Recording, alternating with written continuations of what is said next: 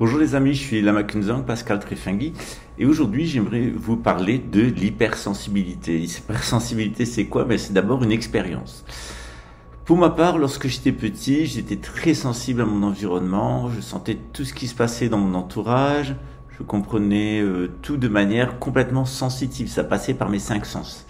Mais vraiment de manière exacerbée, comme s'il y avait une antenne reliée à chacun de mes sens. Je sentais tout ce qui se passait dans mon entourage, et c'était exactement comme si j'étais hyper relié à tout. J'étais hyper relié aux animaux, aux humains, aux objets, même des fois des impressions spatio-temporelles.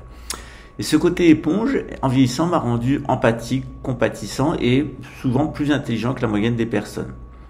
Mais face à des individus plus grossiers, face à des individus qui aiment faire souffrir les autres, eh bien, c'est un peu difficile quelquefois de se positionner.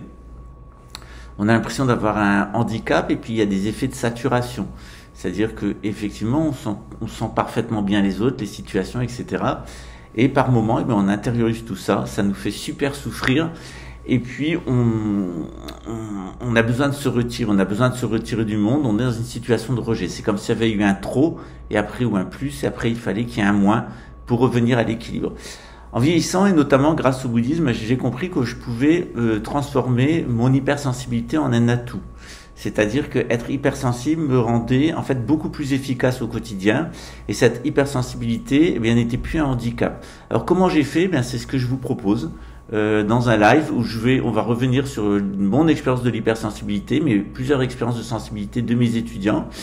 Et comment, au fur et à mesure des années, grâce au bouddhisme, j'ai trouvé une méthode qui permet non pas de sortir de l'hypersensibilité, mais en tout cas de ne plus en être victime, et puis arriver à se faire du bien et se servir de l'hypersensibilité véritablement comme un outil d'épanouissement. Alors on passe de hypersensible victime à hypersensible acteur, et c'est quand même mieux d'être acteur que d'être victime. En tout cas, c'est à ça que je vous invite, et dans le cadre du bouddhisme. À très bientôt.